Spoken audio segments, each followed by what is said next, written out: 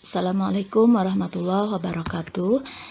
Ini adalah video lanjutan dari video yang pertama tadi. Kita akan melanjutkan tentang reproduksi virus. Nah, pada video ini terlihat gambaran siklus lisogenik dan siklus litik. Pada siklus lisogenik, tahapan pertama adalah menempelnya virus ke tubuh bakteri. Tahapan ini disebut dengan tahapan adsorpsi. Selanjutnya, DNA virus akan disuntikan ke dalam tubuh bakteri yang disebut dengan tahapan penetrasi. Kemudian terjadi penggabungan DNA virus dengan DNA bakteri. Penggabungan ini nanti disebut dengan istilah profag atau provirus. Selanjutnya, ketika sel bakteri membelah diri, maka provirus juga akan ikut membelah, sehingga setiap anakan dari sel bakteri akan mengandung DNA virus.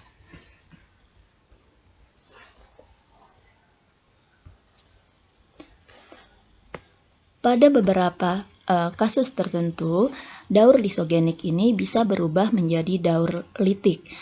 DNA virus akan memisahkan diri dari DNA bakteri, kemudian dia akan menghancurkan DNA bakteri, mengambil alih metabolisme bakteri, mereplikasi bagian-bagiannya, dan kemudian menghancurkan sel bakteri. Pada daur litik, tahapan pertama adalah tahapan adsorpsi, yaitu ketika virus datang, mengenali dan menempelkan dirinya pada bagian tubuh bakteri. Selanjutnya, DNA virus akan disuntikan ke dalam tubuh bakteri atau disebut dengan tahapan penetrasi. Setelah penetrasi, kemudian DNA virus akan menghancurkan DNA bakteri dan kemudian mengambil alih metabolisme bakteri. Setelah itu terjadi replikasi asam nukleat dari virus. Kemudian perakitan bagian-bagian tubuh dari virus, yaitu bagian kepala, leher, dan ekor. Nah, ini adalah tahapan perakitan. Setelah terbentuk virus yang utuh, selanjutnya virus-virus ini akan menghancurkan dinding sel bakteri dan keluar untuk kemudian menginfeksi sel bakteri yang lain.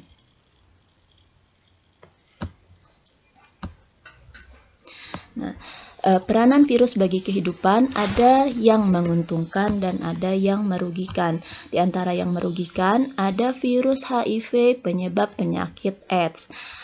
Virus ini adalah virus yang menyerang kekebalan tubuh manusia, yaitu sel-sel darah putih limfosit T. Kemudian ada virus hepatitis yang menyebabkan penyakit hepatitis yang menyerang pada sel-sel hati, menyebabkan terjadinya peradangan hati. Hepatitis ada beberapa jenis, ada hepatitis A, hepatitis B, dan hepatitis C.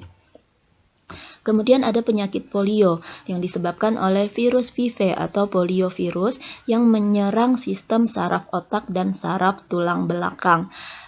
Ini menyebabkan penderitanya mengalami kelumpuhan secara permanen. Ada virus varicella zoster menyebabkan penyakit cacar pada manusia yang ditandai dengan munculnya gelembung-gelembung kecil berisi cairan. Nama virusnya varicella zoster. Selanjutnya ada virus Ebola hemorrhagic. Ini adalah virus penyebab penyakit Ebola. Penyakit Ebola menyerang sel sistem retikuloendotelial serta lapisan kapiler darah sehingga menyebabkan kebocoran cairan dan protein plasma sehingga menyebabkan pendarahan yang parah. Penularannya biasanya melalui hewan kalong. Kemudian ada penyakit DBD, demam berdarah dengue. Penyebabnya adalah virus Tagovirus. Virus ini ditularkan melalui gigitan nyamuk Aedes aegypti.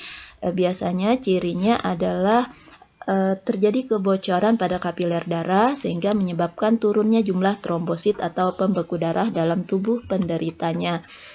Kemudian penyakit gondongan disebabkan oleh kelompok paramyxovirus. Virus ini menyerang jaringan otak, pankreas, dan kelenjar parotis. Biasanya muncul pembengkakan di kelenjar parotid pada leher di bawah daun telinga. Penyakit herpes disebabkan oleh virus herpes simplex. Herpes merupakan penyakit yang ditandai dengan adanya bintik merah nanah dan berkelompok di kulit, dan biasanya juga disertai dengan demam.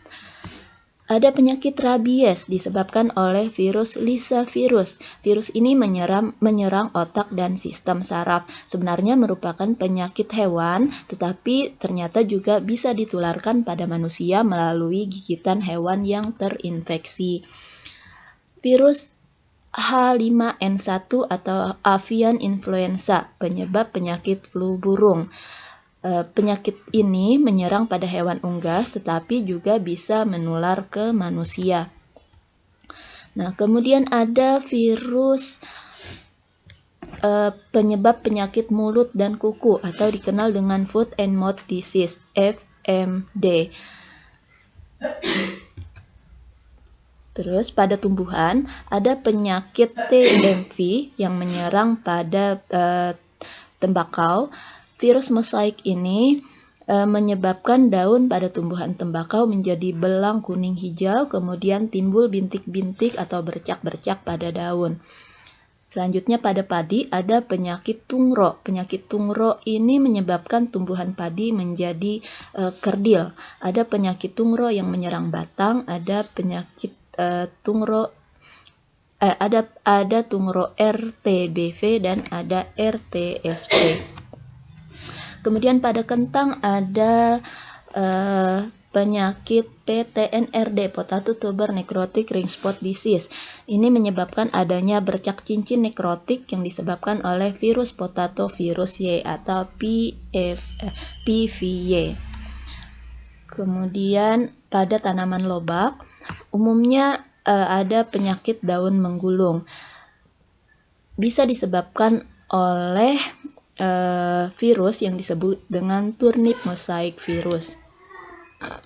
Pada buah tomat ada penyakit bercak layu atau spotted wilt yang disebabkan oleh virus tomato spotted wilt virus atau TSPV. Nah, selain yang merugikan, ternyata keberadaan virus juga bisa menjadi hal yang menguntungkan bagi manusia.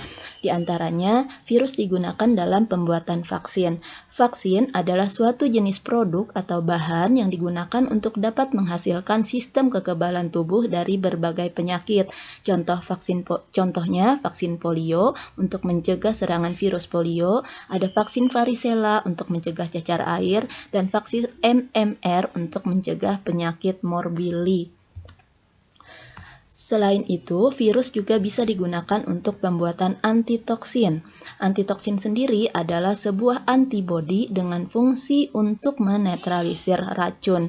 Nah, cara pembuatan antitoksin dengan menggabungkan sifat-sifat DNA yang menguntungkan antara virus dan gen lain. Selain itu, virus juga bisa digunakan untuk bahan pembuatan hormon insulin. Bakteri yang terinfeksi virus mampu menghasilkan insulin. Dengan cara ini, insulin dapat dihasilkan dengan cepat dalam jumlah yang besar. Hormon insulin sangat penting karena dapat mengontrol kadar gula darah sehingga dapat mencegah penderita penyakit kencing manis atau sering disebut dengan penyakit gula.